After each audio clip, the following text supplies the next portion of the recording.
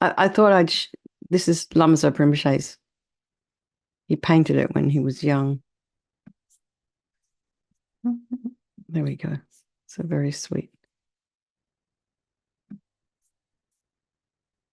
I saw the original when I was at Rinpoche's house.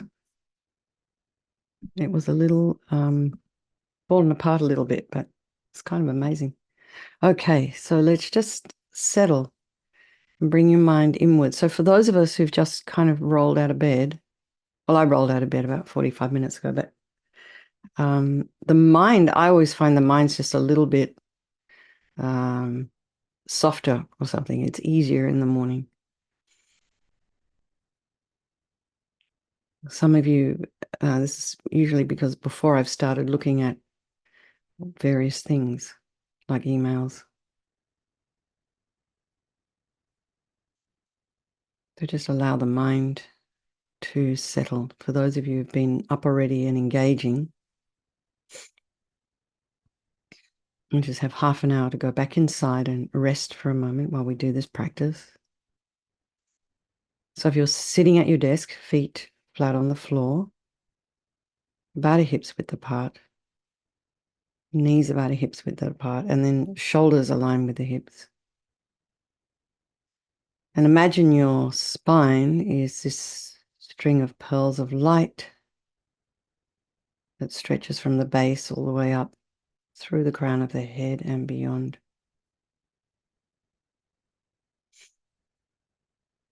And just lengthen your spine. And just put some space in between your vertebrae.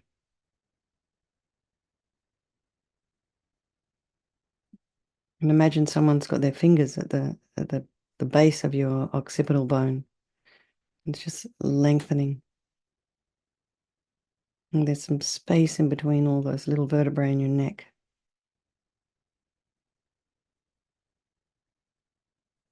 So just watching these meditation people at the YMCA, I do notice a lot of people either have their chin kind of high or a little bit low. So if you have a tendency for your chin to be up, try and put it in a kind of a neutral position, because if it's too high up, you're creating tension in the back of the neck. You'll see that. You can just go like this and you notice this, it shortens. So apparently that creates agitation in the mind. And if your chin is getting too low towards your chest, well, you know what's happening there. You're falling asleep. So that creates a dull mind. So somewhere in the middle there, have the head nicely balanced. And as much as you can, have your head aligned with your shoulders. As I've spoken before, if your head is out of alignment, kind of the percentage of the weight on the body, it just increases. We have excuse me, have some ants came to visit me this morning. I'm not sure what they're after. Anyway, so now they're on me. Okay. So go to the crown of the head and relax your scalp. And notice if you can feel any sensation there. And relax the forehead and the eyes and the nose, the area around the mouth.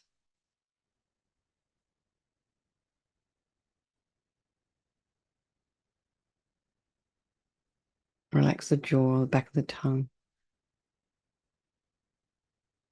and the temples, and the ears, the inner ear.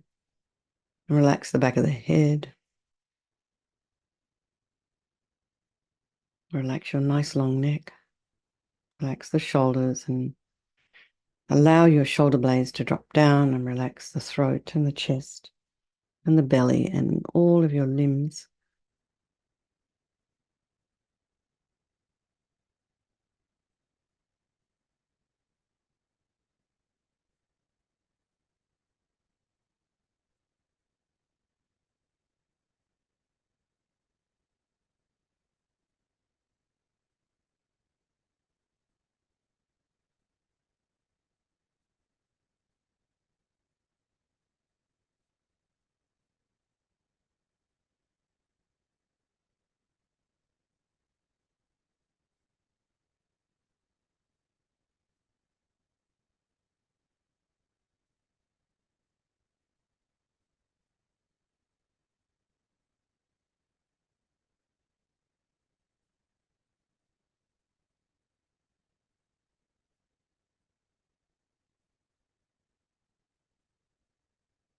Take a nice deep breath.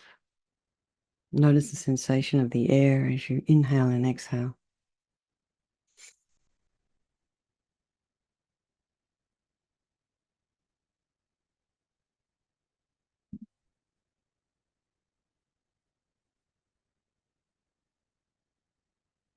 And just check in what sounds are in your environment this morning.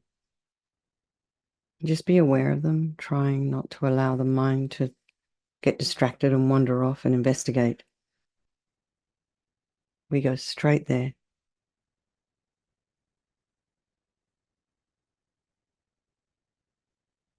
And then just notice what's arising in the mind this morning.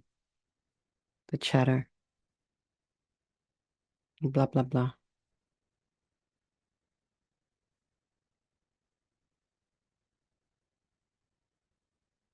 And does your mind have a color or a texture? The thoughts, are they like a movie? So just take a step back and look objectively to see what's there. Again, try not to engage with the thoughts, the stories. I think the one that we do that's probably most destabilizing for the mind is we create stories or scenarios. We believe in them, and then we have an emotion around it as if it's real. Well, it's some kind of a form of insanity. All those what ifs.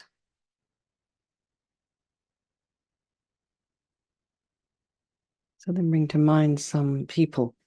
So the ones you love, start with them. The ones who you don't like and then are strangers, remembering they can all change place at any time. And then think they're all the same. Regardless of how we feel about them, they are all the same because they all want to be happy. They all want to be free from suffering, and they all have this extraordinary capacity of Buddhahood. Even my little ant friends came to visit.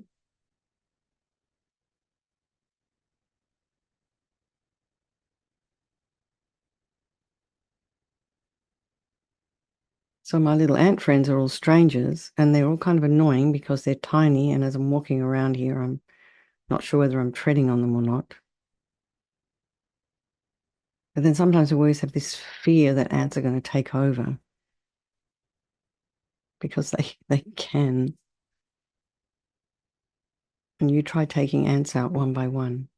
It's not super easy anyway. So I have to kind of think differently about the ants. Rinpoche would say you pick them up and put them outside and then give them some food, as that's quite a lot of work. Anyway, so let's think about Tara. Imagine Tara is in this space in front of you.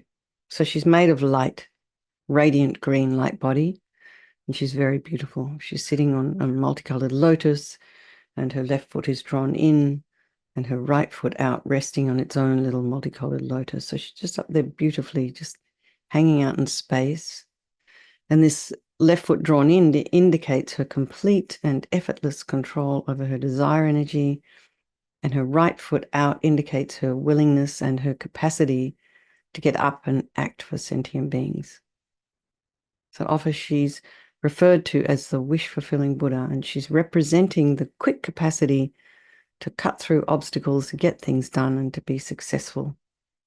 And of course, makes us all blissful in the process. So imagine Tara is just very beautiful. She's young and radiant, full of energy and full of bliss. You can also imagine this is the mind of your teacher, if you have one, manifesting in this form for your benefit. And she's wearing these beautiful colored silken, uh, garments. They're kind of in the Royal Indian style. And she has this beautiful jewelry around her ears and ankles and arms and neck. She has this crown on her head. She has jewelry around her, on her feet and toes, around her waist.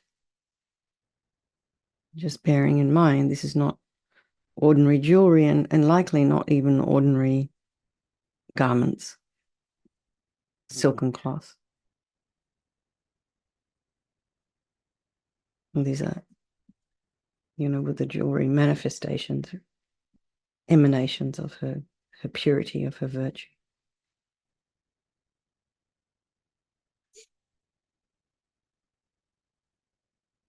To the Buddha, the Dharma, and the Sangha, I go for refuge until I'm enlightened. By this practice of meditating on Guru Tara, may I reach Buddhahood so as to benefit all sentient beings. So now imagine Tara sends this beautiful white light from an Om at her crown chakra. So this enters your brow, your crown chakra, her brow chakra, third eye. So this enters your brow and completely fills you. And imagine all your problems and sufferings and heaviness of body are purified by this light. And all the harm you've ever done to any living being with this body and all of your infinite past bodies is also purified, eradicated completely, not one atom left. Om Tare Tutare Ture Soham. Om Tare Tutare Ture Soham. Om Tare Tutare Ture Soham. Om Tare Tutare Ture Soham. Om Tare Tutare Ture Soham. Om Tare Tutare Ture Soham. Om Tare Tutare Ture Soham.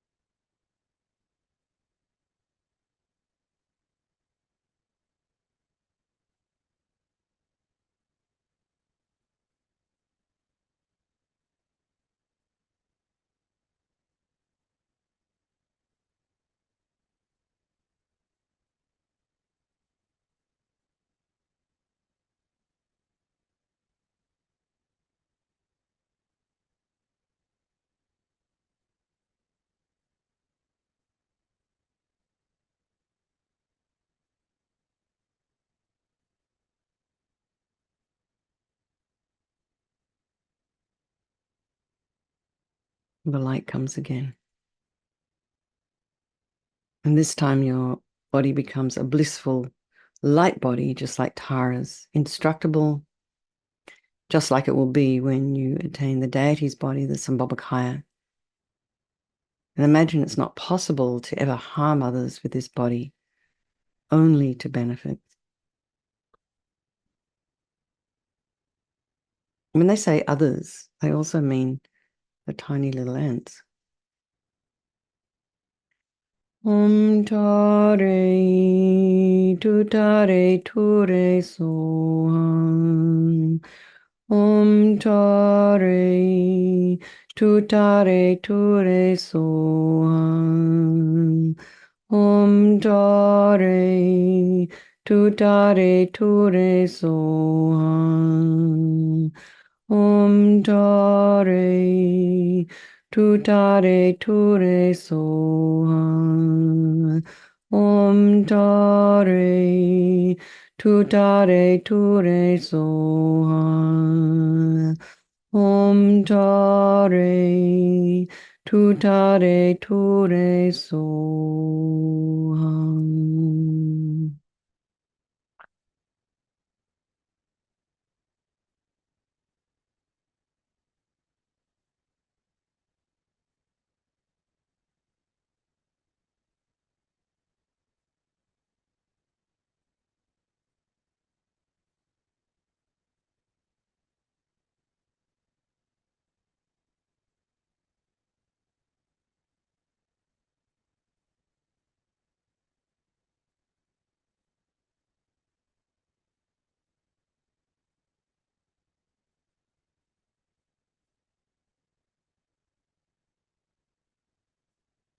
And now imagine Tara sends red light from the R at her throat chakra to your throat. And this purifies all the problems of speech. And so we have inappropriate speech. We have, speech that lacks wisdom, useless speech. That's a blah, blah, blah, chatterbox speech. This uncontrolled, same thing. Angry speech, criticism, this inability to express ourselves appropriately, and all the harm you've ever done to harm to any living being with the speech of this life and infinite past lives. And imagine this is also totally purified.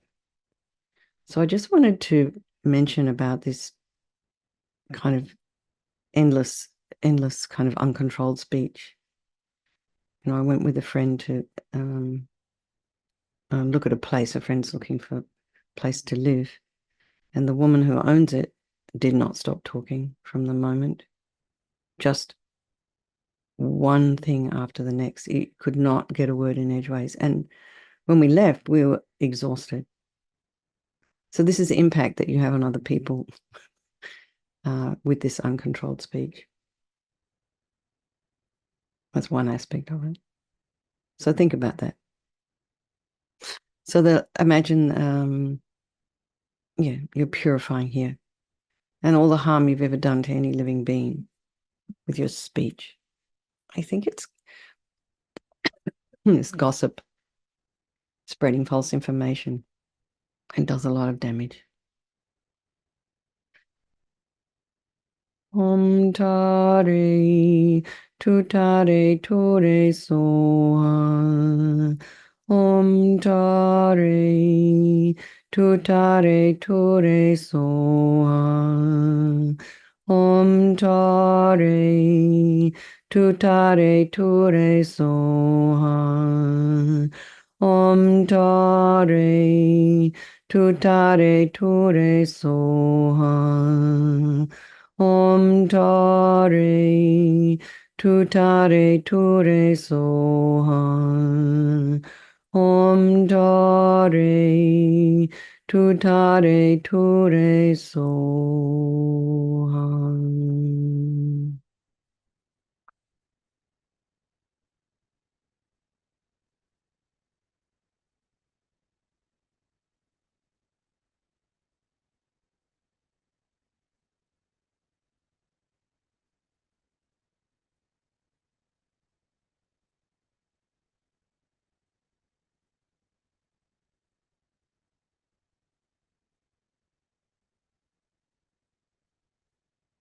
Imagine this beautiful red light coming again to your throat, and imagine you're completely full of all of this blissful, perfect, compassionate, wisdom, appropriate speech of Lamatara. You know what to say when you've said enough, such that whatever sound you utter is necessarily beneficial to any living being who hears it. And all of this is your potential. So feel full of this powerful speech energy. Om tare tutare tore soham. Om tare tutare tore soham. Om tare tutare ture soham. Om tare tutare ture soham. Om tare tutare ture soham. Om tare tutare ture soham. Om tare tutare ture soham.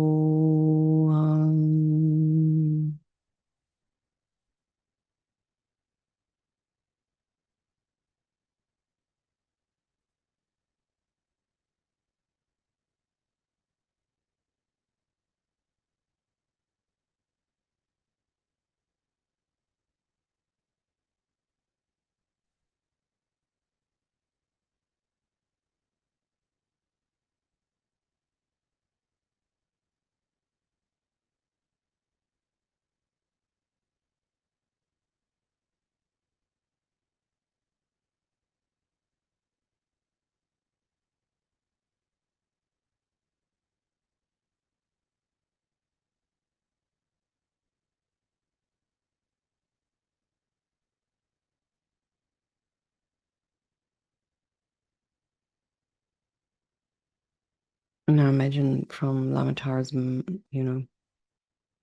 heart, blue light, a hum from her heart chakra. And this enters your heart, and imagine all the unhappiness of mind, any confusion, any arrogance, anger, jealousy, pride, resentment, sort of hurt, anxiety, self-hate. All of this is completely purified, and all of your delusions, including the root delusion, ego grasping, which is the cause of for all of us, all of our own suffering and why we harm others. Imagine that's completely purified, eradicated by this blue light, or not one atom left. Om Tare Tutare Ture Soham. Om Tare Tutare Ture Soham. Om Tare Tutare Ture Soham. Om Tare Tutare Ture Soham. Om Tare Tutare Ture Soham.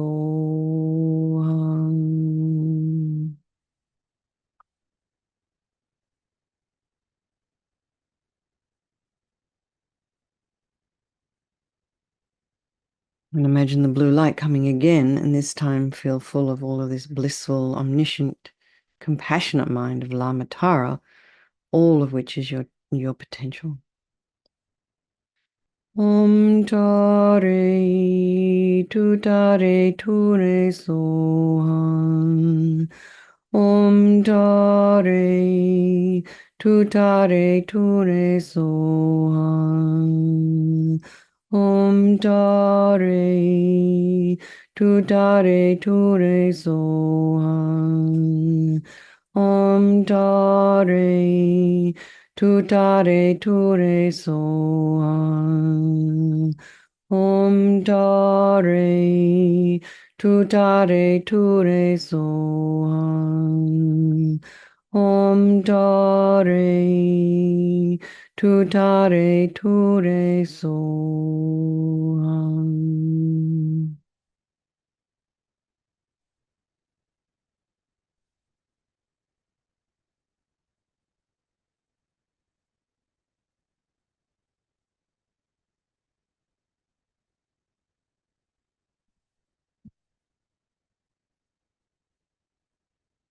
Imagine the three lights coming now simultaneously from Lamatara's three chakras. So the white Om at the brow, the red R at the throat, and the blue Hum at the heart. And at the same time penetrates your three places, this time feeling that even the subtlest stains of all delusion are completely eradicated.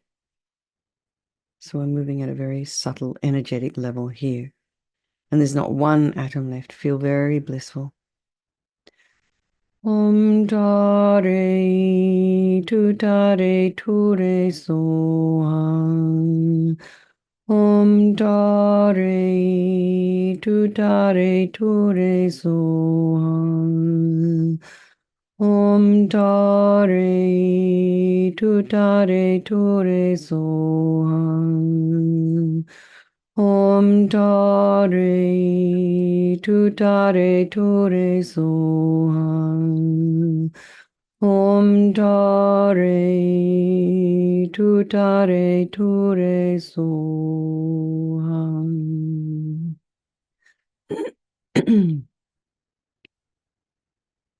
So stay in this blissful state.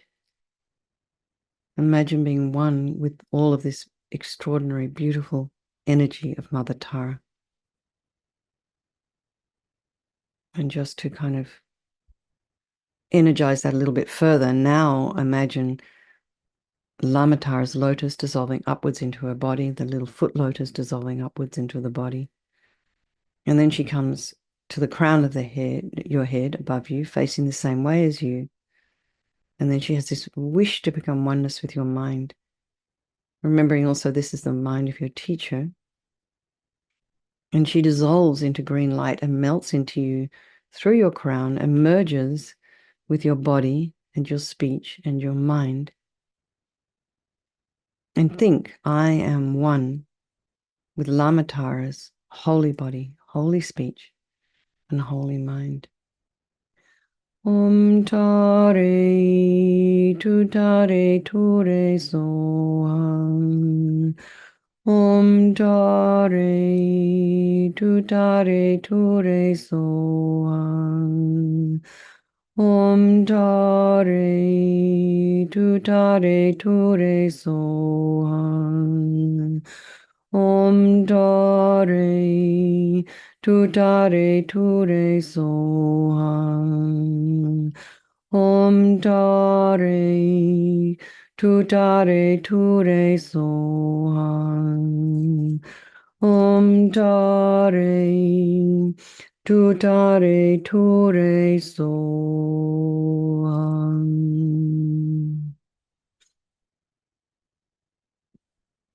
So as you go off and do your day today, take with you this feeling that you are one with the Lama Tara's holy body, holy speech, and holy mind, and feel blissful.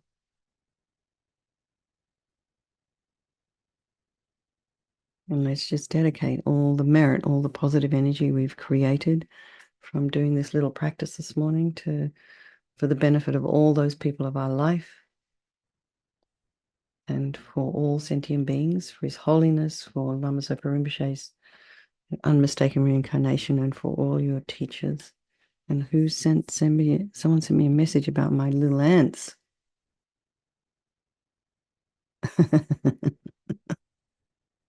I have a little bit of work to do now. I have some ant friends to take care of. I'll just leave them be for a minute. I have some sugar here. They can have that outside. Okay, everyone. Lots of love. Thank you so much. So lovely to see you all. Nice to see you, Annie Tenzin Lamo. Okay, bye, everyone. Thank you, Mary. Thank you for hosting. Thanks, And Venerable. thank you. Is that Rachel? No, it's Julia. Julia, okay, I can't see you guys. Okay, all right. Thank you, Okay, Venerable. bye-bye. Thanks, Be everyone. well. See you.